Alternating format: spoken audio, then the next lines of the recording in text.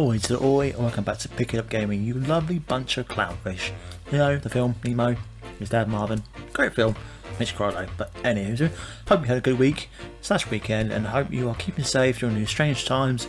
Hope work's okay. Anyway, let's get on the video, shall we? So in this week's video, we'll talk about the game Demon's Souls, which you see on this screen now. This is Demon's Souls Remastered on the PS5, which I was lucky enough to get for my birthday, so thank you to my girlfriend, thanks to the mum, woohoo! So in previous videos like this, I'll be talking about my thoughts, giving a kind of a review, that kind of stuff. So it's kind of my thoughts and then a bit of a review. So hopefully that helps you out. Hopefully it gives you a hint on whether to buy or not. So let's get funky and put the soul back into Demon's Souls. Jazz. And here we go. So as usual, like in previous videos, I'm going to talk a little about the game, just give you a bit of some facts and a bit of information. Right, so this game was created by a studio from software. Now the original Demon's Souls came way back out in 2009 on PS3, which makes me feel old because that was about 11 years ago. 11 years go so quickly, trust me, it flies by. And it's more or less kind of created, revolutionised a type of game that was both challenging and hard, but offers some sense of overcoming the odds and achievement like very few games had before it. So obviously the old games in the old days on your SNES and your Mega Drive and your Nintendo had challenging aspects to it, but during those kind of period of the next 10 years, 12 years, whatever else until this game came out, games weren't as hard because they're more aimed for kids, teenagers. So this kind of really kind of created a new genre called kind of a Souls-like game. So when you play different games now, you often compare it to the Bloodborne's, Demon's Souls, etc, etc. Any whoozle? And obviously this is on the PS5, so this is the remastered version, and it was released back in 2020. Obviously, as you know, due to what happened in 2020, many people haven't had a chance to play it yet, apart from playing the original one on PS3, but obviously we'll get into what's good and what's bad about it and what's improved. But hopefully come Christmas time, when things get sorted out, more people will try this game out and play it. And like I said, let me talk about it and hopefully help you get an idea whether you want to buy it or not. So let's get going, shall we? Right, so I'll be honest with you guys, my first From Software game was Bloodborne. So I was coming to Demon's Souls relatively fresh, barring seeing a few videos about on YouTube, as I've never played the original on the PS3, so this is all new to me.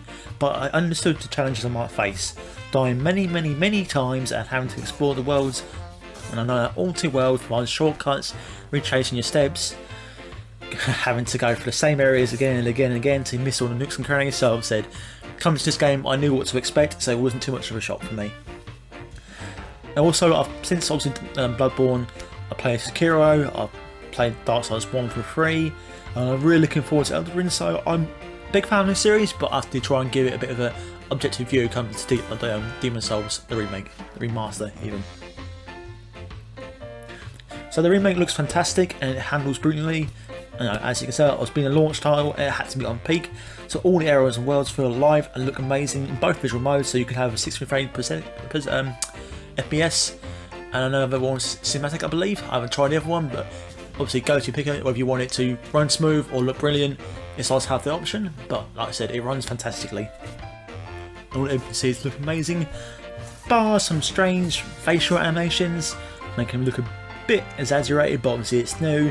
Hadn't done it before, but still, little nitpicks here and there. So the sound and music were perfect and kept me immersed in the world that From Software had created. Now I know some people who played the videos and the YouTube videos I had watched were a bit disappointed about some of the things had changed, but obviously, if you haven't played the original, you'd hardly notice it. If you have played the original for the PS3 version, you might notice a few things here and there. So I can't tell you if it would. How you might feel about it, but just so you know, obviously, that if you're coming to fresh, it shouldn't bother you at all because it sounds amazing. Every the sound effects, songs, the atmosphere, playing it, some of the bosses, especially when you face the Storm boss. Woohoo! What a soundtrack! It gets you so pumped.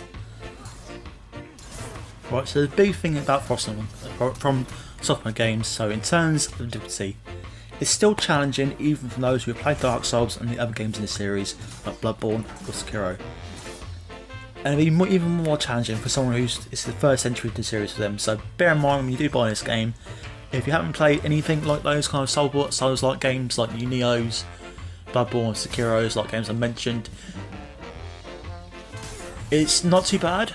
I would advise if you struggle with it, go back to Bloodborne because it kind of teaches a bit more. But like I said, it's not overly hard, but you will be challenged. So bear in mind when you buy this game, you will die a lot, but it's how you learn. There's always guys online, but eventually, give them enough tries, you overcome the bosses, and when you do, it feels absolutely amazing. But however, from my own personal experience as someone who's played all the other games, most of the bosses here are quite easy. A pushover, really. I think there's only been 2 or 3 bosses that I have struggled with. I've done a few times against, but even then, there was never a moment like in Bloodborne when you're facing the Orphan of Kos, or in Demon Souls when you fight the nameless King, when you just hit that brick wall over and over again, or Dark Meter, when you face one of those bosses that really stretch the limit. In this game here, unfortunately, from my personal experience, I didn't quite have that, but not to say it's a bad game. It's still enjoyable, and it's still fun, but I just feel like if you play the other games, you might find this one a bit easier on the scale. But like I said, there's a minor gripe, and I still enjoyed it thoroughly, and I'm on the verge of platinum actually, so I'm down to the last 2 trophies, so that says I can't enjoy it. But for me personally, Sekiro is the hardest game in the series. That's the one I kind of had the most issues with. So if you want a challenge, play that first, and then once you've played that and you can complete that, you might find Dark Souls, Bloodborne, Sekiro, and Neo a bit more manageable. So take that we will. I see if people disagree, but that's obviously my opinion. So right now, so for more criticisms, the character / world tendency, although a very interesting concept that adds layers to the game and some replay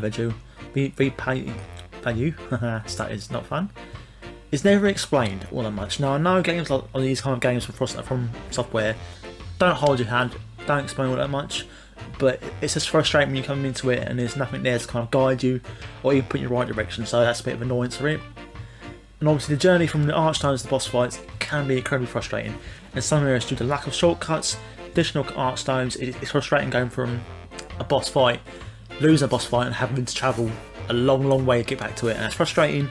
So I'm glad in later series like Bloodborne, Dark Souls, all that, they added more to it, added more shortcuts, added more touchstones, more lamps, more sword stones, whatever you call it, add more checkpoints, which helped me overall enjoy the experience. So hopefully it doesn't hinder it, but like I said, for me personally, it got a bit annoying after a while. But despite those little issues, I really did enjoy playing the remake of Demon Souls on the PS5. Seeing the original idea from Miyazaki and the team from Software, seeing where it's come from, seeing how far they've gone, seeing what they took from the original game and using Demon Souls, Dark Souls, Bloodborne and Sekiro, it's always interesting to me to go back in time and see where it all started.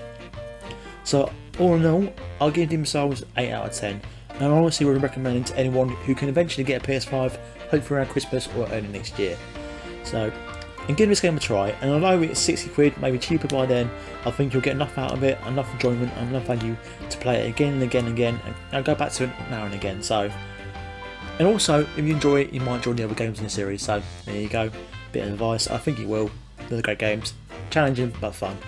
So anyway guys and girls, you've been with a bunch of pandas, thank you for watching my Funky Soul family, and hope to see you in the next video, hopefully when Elden Ring comes out. So anyway, stay strong, don't go hollow, good luck Ashen One, all the other Souls quotes, and don't forget to pick it up. Now time for a fat roll.